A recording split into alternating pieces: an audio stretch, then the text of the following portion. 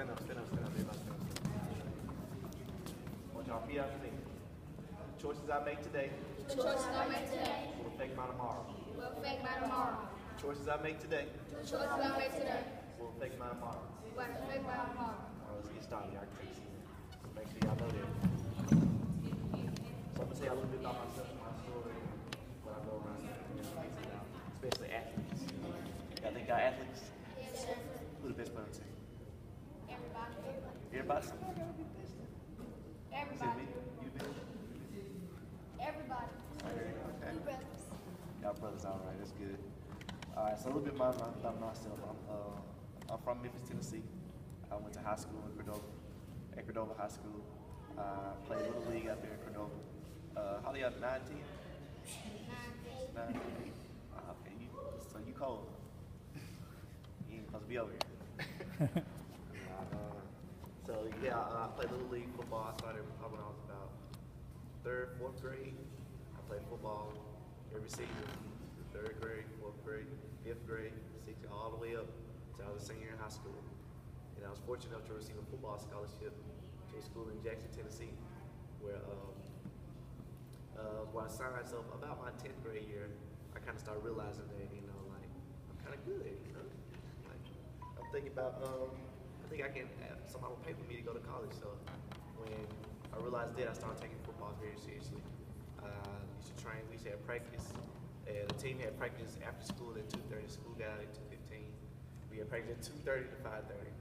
And then after practice, me and my best friend, we had a personal trainer from 7 till 9. So we practiced twice a day. We'll be practicing again, or we lifting weights while everybody else, sleep or whatever they doing. So my coach always asked me, was like, Fletch, you're not tired? Like, you just practice with the team. How you got a personal trainer 2 hours after you leave practice? I said, when you put in the work, you want to be the best, you got to do what you got to do. So I knew that I wanted to be the best athlete that I could be. And I wanted to be the best person I could be too, off the field. So that's why I'm thankful that my parents instilled education inside me. So when I was in high school, I did enough to just stay out of trouble, as probably most kids do. I knew to play, by the state, you have to have a 2.5 GPA to play football. My parents didn't want me to have a bare minimum. So for me to play, I had a 3.0. And I was like, well, I gotta have a 3.0 when the state all said I gotta have a 2.5.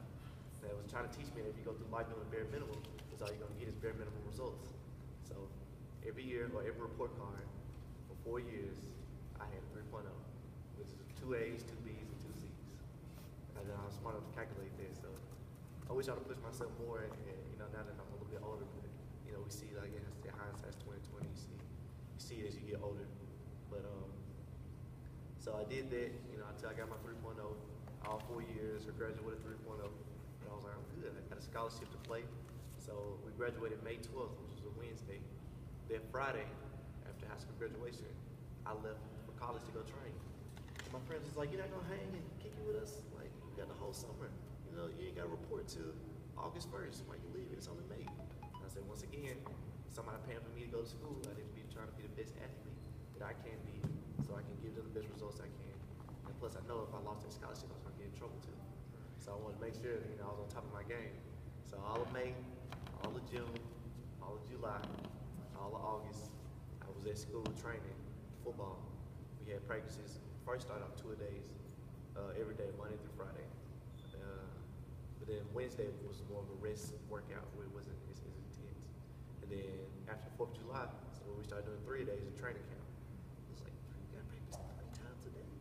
Practice from 6 to 8, 1 to 3, and then 5 to 7. I said, good Lord, I don't know if I want to do this college thing. But so you gotta do what you gotta do. And so I was getting my body prepared for the season, which was what I thought. But God had a greater plan for me. I was getting my body prepared for something else. So it was the first NFL game of the season. It was September 9th, 2009. I was sitting in my dorm room after the last practice, and I was talking to my roommate, and I was like, you want to get something to eat? He was like, yeah, let's go to Buffalo Wild Wings. So we go to Buffalo Wild Wings. So we go to Buffalo Wild Wings. We're talking about the next practice, just a lot of game. When we get the wings, it was like, well, let's go eat them in the dorm, because it's too loud in here so we can watch the game and stuff. So all right, when we get the wings to go, we're riding back, I'm driving, and he in the passenger seat. We're riding back, we're just talking, you know, blah, blah, blah, blah, whatever, whatever. And I look up, and there's a car on the wrong side of the road on oncoming traffic. So I swerved to miss it, I panicked, and I overcorrected, and I just jerked the wheel too hard, and I swerved, and I hit the guardrail, and once I hit the guardrail, I flipped into an embankment, and the car landed upside down, and broke my neck in 2 places. At that moment, my football career was over. I didn't know that, but it was over. So it knocked me out, and I'm sitting in the car, I'm trapped. My roommate got ejected from the car. So he called my name, he said, Fletch. And what's up? I was like, what's up? I thought it was the middle of the night, because I knew we had practice that next morning. So I was like, what? Like, why didn't you sleep? He was like, you all right? And I said, I'm all right. And I started tasting leaves and mud. I said, oh man, we still in the car? And that moment, the first thought I said, my daddy gonna kill me, because I had just got that car from graduation. And so he was like, I gotta go get help. And I was like, I was 18, I started crying. I was like, don't leave me, Dane, don't leave me. Because, you know, I was stuck in this car, and I was down there by myself. I didn't know what to do. I couldn't move. I was just trapped in the car. Because I gotta go get help. So I started crying. I was like, don't leave me, Dane, don't leave me. And then he was like, so he messed up his arm really bad. His arm was dislocated. He broke his forearm, and it like ripped his flesh out. I think he got ejected out the window. I don't know, but he landed in like a tree or something. Because he was messed up pretty bad. So, but he had the strength to climb back up the hill, and with a broken arm, and just ripped out, bleeding everywhere. And he climbed back up the hill, and having to flag down a police officer. And later they asked him, I said, "Dang, how'd you do that?" Because he was incoherent. He didn't know what was going on. He said, "I felt like an angel was pushing me up the hill."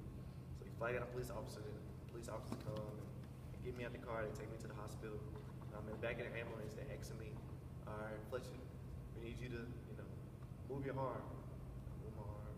I said, "All right, now move your leg." And she said, "Move your leg." I said, "I did." She said, "Okay." She was like, "Move your other arm." I move my arm. She said, "Move your other leg." She said, "Move your other leg." I said, "I did." She was like, "Okay." And then they took me to the hospital, the doctors. They called my parents. And my parents were in Memphis. I was in Jackson. It's about an hour ride. So middle of the night, they called my parents, tell me, since I was 18, they can't legally tell them what was wrong with me because of it's called the HIPAA law, where 18 you're considered an adult. So they called my parents and was like, "Well, we can't tell you what's wrong, but your son's been in a really bad accident. Y'all need to come to the hospital as soon as possible."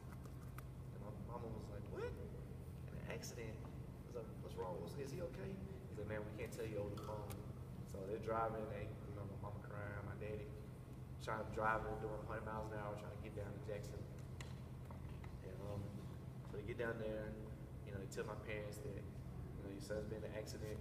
He probably won't be able to walk, or he won't be able to feed himself. He broke his neck in 2 places. He won't be able to, basically all the stuff, list of things and stuff that I won't be able to do. And with me being a former athlete, at the time I was an athlete, I didn't like people telling me what I couldn't do. Like on the field, I was always a smaller person. I played receiver, and my scholarship was for kick return, punt return. And I always said, "Fletch, you're too small to play receiver in college. You're too small to do this." And I said, "Okay." I always use it as motivation. So when the doctor's telling me that I couldn't do all these things, I use it as motivation. And I feel like the doctor was trying to set limitations on my life. Like if I would listen to him and said, "These are the things that the doctor said I can't do this, so I probably shouldn't try to do this. I probably should just listen to him." If I would listen to him, I wouldn't be where I am today. And I'm glad I didn't listen to him, because I feel like he's trying to set limitations on my life. And I always had this quote about limitations that I always like to tell people, where I'm pretty sure y'all heard the sky's the limit. Y'all heard this saying the sky's the limit. I always want to challenge people to think outside the box and say, how can we say the sky's the limit when there's footprints on the moon? So saying that is like, if I tell you the sky's the limit, I'm telling you that the farthest you can go is the sky. And it's not. You can go much more further than me setting limitations on y'all's life, or anybody. So to speak, your peers, your friends, your girlfriends, whatever y'all got. Don't listen to people that try to tell them what you can and can't do. And so I stay in Atlanta. I stay in the hospital for about 10 days. I go to transfer me to Atlanta, and I do therapy in Atlanta for Monday through Friday, 8 hours a day. There's a place called the Shepherd Center in Atlanta, Georgia. and I'm there for a year and a half. And then, I get my strength back up. I'm moving around good. I'm learning how to redress myself, brush my teeth, things that we take for granted. Just being able-bodied people. And I enrolled back in school. And, once I enrolled back in school, I started back in college. I take one class at a time. The next semester, I take a full load. I'm a full-time student, and I'm just thankful, which I want to tell y'all. Definitely, I'll tell young people that your sport, whether it's basketball, football, baseball, it's gonna end one day for everybody. And my coaches tell us that all the time. On sophomore, the last game of the season, he would tell the seniors that some of y'all, this will be y'all last college game. I was like, well, I'll be playing next year, so I know he ain't talking to me. So as a junior, it was like some of y'all are gonna be y'all last football game. Not college, it was like y'all's last football game. I was like, well, I'm gonna be a senior, so I know he ain't talking to me. As a senior, it was like, it's gonna be our last game. I said, well, I got a scholarship, so I know he ain't talking to me. So, but little did I know, that was my last game. Because I got hurt during the summer, and I wouldn't play football anymore. So I'm thankful that my parents instilled education in me, because, like I said, your sport will end one day for everybody. Whether it may be 10 years from now, 20 years from now, it's gonna end. And you have to have something to fall back on. Basketball, maybe the fortunate, you got your superstars, but those people, I know it's a statistic in the NFL, is you're more likely to get struck by lightning than to make it to the national football team. So it's not everybody not gonna make it. Somebody got to get a job. Somebody got to get an education. So everybody won't be a LeBron James or Michael Vick or whoever your favorite athlete is. So I'm thankful that my parents instilled education in me, because I was able to continue my college career, and I graduated from the University of Memphis with a degree in computer science. And I'm working at downtown at the AutoZone headquarters. So I'm always thankful that I took my education seriously. And I want to tell y'all that here today is that, right now y'all learn the fundamentals. What grade are y'all? What, 9, 10? What grade? 5th grade? 10. 4th grade, 5th, 4th grade, somewhere around there. 3rd, 4th, and 5th. Thank you. Those are, your years of building, years of your prime education or your fundamental education. So, you might not think it's important for what you're doing now, but what you learn in the 3rd grade, you're going to carry over to the 4th grade, to the 5th grade, all the way up, so on and so forth. You're going to build on top of each other. That's why I had y'all say the saying that I said when I first came, is the choices you make today will affect you tomorrow. So if you choose not to pay attention in class, you say, oh, Miss Johnson knows what she's talking about. And then you go to 4th grade, and you don't know what's going on. Your friends will look at you like, you didn't learn this last year? It's like, you should have paid attention then, huh? Or people, even in high school, being in high school, you got different cliques over here, your in crowds, your cool kids, athletes, all that. And some people didn't take education very seriously. Some people just, did the bare minimum, so to speak, to graduate. And then once they try to get in college, they was like, Mr. Jones, you don't have the requirements to get in this college. And I was like, man, I should have took my high school career more seriously. So the choices you make today will affect you tomorrow.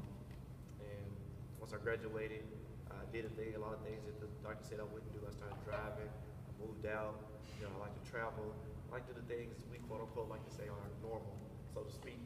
And you can't let anything slow you down, especially being young. You gotta have the mindset that one, that your choices today will affect you tomorrow. And number 2 is that you're still young. So I always tell young people that don't be in a rush to grow up. Enjoy the years of being a kid where we don't have any major responsibilities. You got your school and your sports, but other than that, y'all just carefree. I can run around playing in dirt, picking your nose, doing all this stuff. I said, what? No, I was just messing with you, but I always think about that. So that's one thing I can say today, is that education is key. Because it was a guy with me, he wasn't with me, but when I met him in the hospital, where he didn't take his education very seriously in high school, because he wanted to go work. He's lived in the country. He was like, well, when I graduate, I'm just working my daddy's farm all my life. And if that's what you want to do, that's cool. But unfortunately, he was in a car accident, and he was in a wheelchair. So now he can't work on a farm. So he had to get an education, figure out what he did, what to do. And he was just saying, man, Fletch, you needed my help on basic stuff. Y'all probably learning now. I'm talking about like, Fletch, can you help me with my multiplication tables? I'm like, multiplication? I was like, you 19? You don't know how to multiply? He was like, nah, man, I just want to work on the farm my whole life. So I wish I would have paid attention in class. So you always got to have a plan B. Plan A, if you you ask, especially the adults here, if you ask any of them what they want to be when they were younger, at y'all age, I bet most of them not doing it. So you always gotta have a plan B. You know, always gotta have a plan B too, in life or any other aspect of what you do. So always remember that your choices today will affect you tomorrow, and that education is more serious than you think. So I encourage y'all to stay in the books, be focused, and like you said, y'all enjoy basketball, but it won't last forever. Like I said, it's gonna end one day for everybody. So I want y'all to thank Coach for having me for this brief moment. And you know, y'all got any questions for me? Questions? I ain't got questions for that. Parents, adults? Oh, yes, sir. How do you still migrate today? How do I do it? How do you move today? Will you like get around? Yeah. I use my wheelchair primarily, and you know, I drive. My truck is outside. You know, I just don't really do anything that I want to do. You just gotta find an alternative way. I always tell people, it's like I've been skydiving, I've been out of town, I've been on cruises. It's like, how did you do that? It's like I'm gonna find a way to do it. I just gotta find an alternative way to do it than what, like I said, people call normal or not. What you had a question? Hey, young man have a question. Anybody think of a question? You got a question? So, can you explain again about the no limitations, and then I want you to kind of feedback on something you said, the guy who was riding the vehicle with you, what did he say as far as how he got you out, how did he help you, what was that feeling he said he felt? He said he felt like that person. He said he felt like an angel was pushing him up because, like I said, he was incoherent. He didn't know what was going on. He messed his arm up pretty bad. His face was scratched up. And the police officer, they recorded those 911 calls. He was saying that there's a young man wandering in the middle of the street and he's covered in blood. And it was just saying, he's like, yeah, he kept saying that my friend's down there. My friend's in the hole. My friend's in the hole. And I always thank, I always pray and I thank God that, number one, that I wasn't in the car by myself, because when we were from the road, you couldn't see the car. So if I was by myself, I could have been there a day or two, 3 days before anybody saw me. And I'm also thankful that it wasn't raining, because if it was raining, then the bank would have been flooded and I would have drowned. So I always thankful for those two things in my life. And they take Dane, which is my roommate's name, they take him to the hospital and he's asking. They kept saying he asked the same 5 questions. Can I have something to drink? And, when you go to surgery, you can't drink or eat for 12 hours before surgery. But emergency surgery, he couldn't drink anything. He was like, can I have something to drink? Where's Fletcher? And he was talking about some medical things that he had attached to him. He was like, I want to take this stuff off. And what happened? I think it was 4 questions. And he kept, what happened? I was like, we're using the car today thing. He was like, can I have something to drink? He was like, no, you can't have nothing to drink. He was like, where's Fletcher? He was like, he's in the next room. He was like, can I take this stuff off? He was like, no. Can I have something to drink? No, Dane. What happened? He was in a car accident. Where's Fletcher? In the next room. Can I have something to drink? And I was like, he just didn't understand what was going on.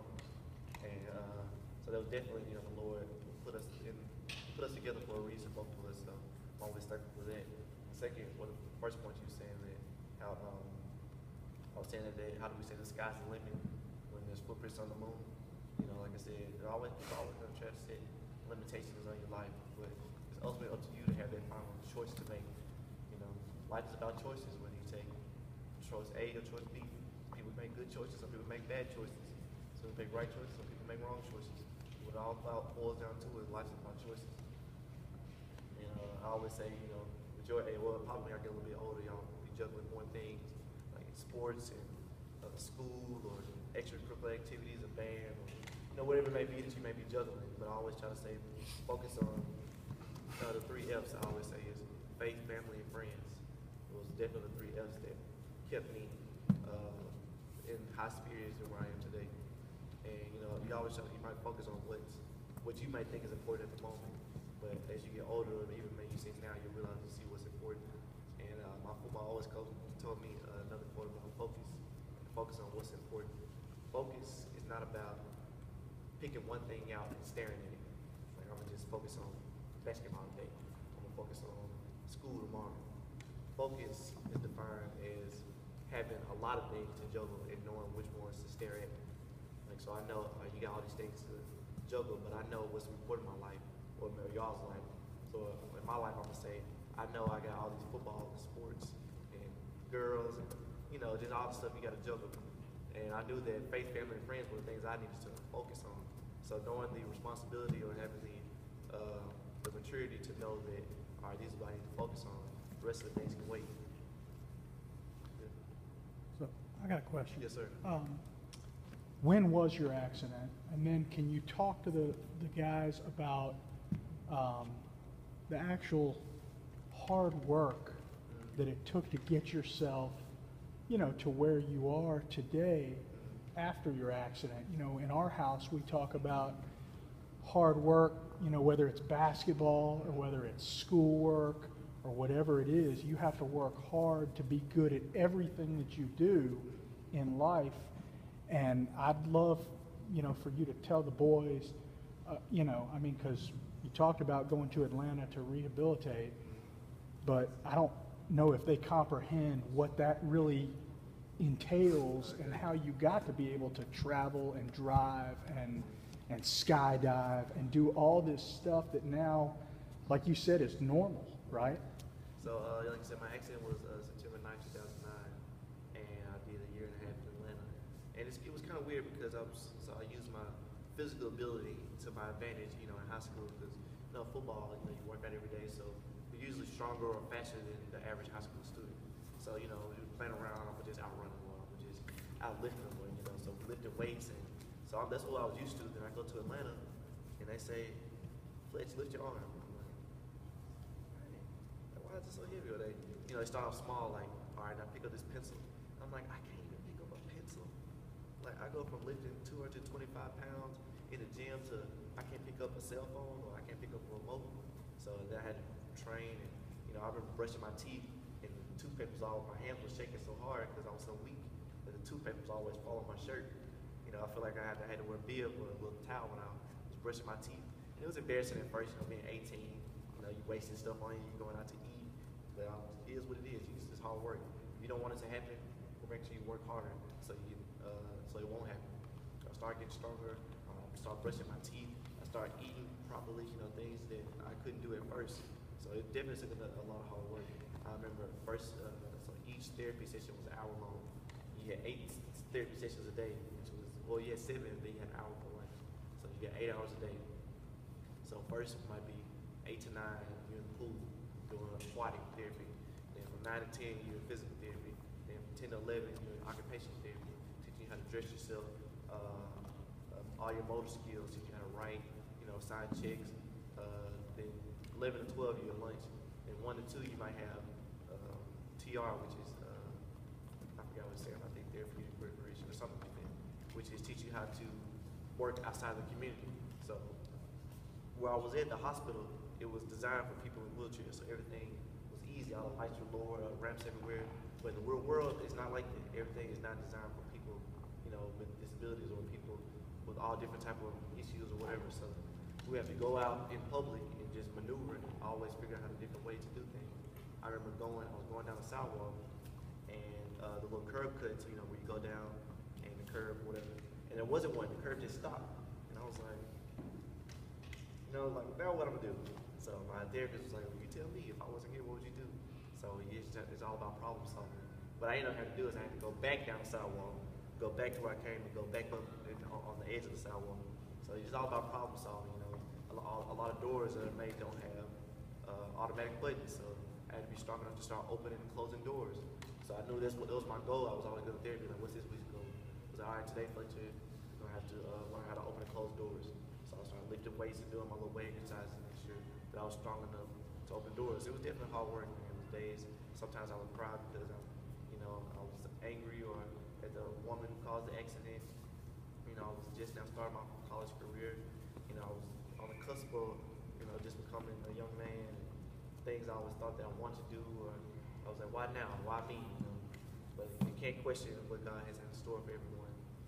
It's always part of His bigger plan that we might not know about. Because with me being where I am today, I might not have a chance to speak to you guys, or I might not have a chance to change the world, or, you know, go around the country speaking to different young men about, you know, overcoming adversity or how important education is. So He used me through this accident to maybe encourage you guys to become better athletes, or better students, or better people in general. Yes, ma'am. Former lane night, One thing Coach Bill talks to the boys about, and the parents as well, is about building relationships, starting a brotherhood. Right before you came in, he welcomed with open arms another one of, a player. And how difficult was it for you to discover who your true friends were? Because this is a very, very, very difficult situation. And people always say that they're supportive and they're there for you, and times are good and times are bad. But sometimes when the waters get hot, they tend to kind of leave. So you talked about your friend having an angel to push him up the hill, but he served as your angel as well. So how many of those true friends, as well as family members, actually truly supported you? We talk to our kids all the time about making, friends that are there not to just lead you down the wrong road, but also to just kind of show you what a friendship should be. And I think that we promote that here in Lindenwood, but sometimes, they go outside in the real world and they get confused about what an actual true friend is. Exactly. So, I didn't mean to cut you off. no, that's fine. Okay. Yeah, so like you said, the accident happened. When you're in high school, you score touchdowns, everybody your friend. Along, you winning games, and you got 200 yards this game, everybody your friend. Oh, come on, Fletcher, let's ride to you. Don't worry about it, I got you. And, you start, girls start looking at you, little cheerleaders start hollering. Yeah. And, so I actually had a girlfriend in my accident. Believe it or not, she broke up with me when I was in the hospital. Yeah. And I was like, what? Yeah. She said, it's too much of me, I can't see you like this. I was like, I see you. Yeah. Are you gonna do this to me now? To be real. But like I said, it was very greater blessing. God didn't want her in my life or whatever. And family, a lot of my family are my dad's the youngest of 9, so he was real family oriented growing up. So he made sure that we were family oriented. I'm my only child, but I remember growing up, especially in middle school, that we had to eat dinner at the table every day, every night. Me, my mom, my dad ate dinner. And I would be, but cartoon. He would say, I didn't say what he said, but he said, forget all that. Yeah. And I was like, so we had to eat dinner at the table every night. So as I got older, I was thankful for that, because we was talk about people always said, my friends came over, and my friends come over, they had to eat dinner at the table too. And I was like, man, you're like the Cosby's, ain't it? Bill Cosby. I was like, my dad make the rules. So my family was always there for me, but like you said, the friends, they all started to, when my accident happened, everybody, Fletch, I heard what happened. You getting texts and phone calls and Facebook messages, and they all letters, but as time goes on and people tend to forget or progress, you know what I'm saying? Oh yeah, Frank, what's up? Who? Fletcher who? I said, man, and so just think about stuff like that, hey, cool, this is my first party since I've been in my accident, and I'm kind of nervous, like, what people gonna think. And I was like, man, we do roll in the wheelchair, and they was like, man, don't worry about it, we just gonna come in and do what we do. So go to the party, and they forgot to tell us that the party was on the 3rd floor of some apartment complexes. So we get to the party, and I look at the stairs, I look at them, say, y'all go get something to eat, because I thought it was over. And I was like, nah, man, we gotta go in. He was like, so one of my partners picked me up over my shoulder, another one grabbed my wheelchair, and they went up 3 flights of stairs, and they said, now we went in there and just had a great time, and it was one of the best times of my life. And I just really realized I was looking at them, I was like, man, I really appreciate y'all doing that, because if it was y'all, I would have left. Then I was just messing with them, because we grew up together. And like I said, I call him my brother. We know him since the 3rd grade. And he was like, man, we can't let you, what you're going through is you're not going through it by yourself, Fletch. We want you to know that we are going through it with you. And we want you to know that, whatever you think can defeat you is not going to defeat you, because it means it defeated us. So they always say that we look at the stairs like, we ain't gonna let these stairs defeat us. So we're gonna go and have a good time. And then I remember when we was leaving, that was leaving out with some girls or whatever, talking. They just left. They ain't leaving, but they walked down the stairs, and I was like, hey! I was like, oh yeah, we forgot, my bad. They come back up there, they get me. We just had a good time, just good laughs, man. But I always say, you'll find out who your true friends are when things aren't going so good. So definitely, my mother always told me birds of a feather flock together. So be careful of the company you can keep because, you know, though you might not be doing bad, if you're with somebody guilty by association, if they doing bad, then y'all doing bad together. You know, so she always say guilty by association. I was saying, Mama, I don't want to hear that. I don't want to hear that until, you know, you see people like, I wasn't even doing nothing. Well, he was fighting, you was there, so y'all was fighting. And both y'all get suspended. I was like, ooh, you ain't gonna be playing Friday. You know, so I always be careful of the company you keep, friends you choose. One last question, I promise. Yes, One ma'am. last question. That's it. One last question. stop practicing. Our kids, and I'm a teacher, so our school-age babies, they always kind of get intimidated if they feel threatened or bullied, or people talking about them, or things like that. What advice could you give them? Because I'm sure it's hard, because people in the real world, they're cruel, right? They're ignorant, you know, and some don't understand everybody's story, okay? It's not like you were in the wrong place at the wrong, it's just, you know, God used you. He's using you. So in a situation where our babies may be at school and they feel like somebody's talking about me and they feel, you know, bullied, what advice can you give them to kind of get over those obstacles? Actually, they gave a speech at a youth group Sunday about being bullied. So I wrote the speech down. I wish I would have brought it with. I'm trying to remember. It said one of the quotes I used was "Never be bullied into silence." It was talking about young men or young people being bullied into silence and trying to be something that they're not. And they said, "Never be bullied into silence. It's easier to be you than to be somebody else." So, like I said, people in the world, you know, especially kids and old people. Kids and old people be worse. They're gonna say what they feel like. Yes. And they're gonna say it no matter what, who looking or who listening. And so, you know, you're gonna get made fun of. People gonna pick on you. It's just part of growing up. But like I said, don't be afraid to be yourself. Don't be afraid to try for the debate team. Don't be afraid to, you know, do things that your peers might seem not cool or not, you know, in the in crowd or whatever. So you just gotta take it with a grain of salt. And if it's something that you want to do, it's all about the choices you make, like I said in the beginning. So, like I said, growing up is just part of growing up. You know, kids gonna be kids, old people gonna be old people. Yes. Yes, sir. What happened to the person that was in the other car? So when he like I said, he already armed pretty bad. He missed the season. He missed a year of school. He had to go to therapy, but he was from Washington D.C. So he went back home for a year and he did therapy there. And he enrolled back in school and he was back on the team. He started playing football the next year. Oh, you talking about you talking about the guy that was in the vehicle with him or the other car? The other car. The woman. Oh, the woman. Was on the other She never stopped. So she was on the wrong side of the road. And when I looked up, I saw her. She was looking down at some device, a cell phone, a radio or something. And she just kept going. So like I said, if I was by myself, I would have just been down there. Yes, sir. How old are you? I'm 25. I'm old. That's old too. Not quite. Not quite. Hey, y'all with 10, 25 is a long way. Yes.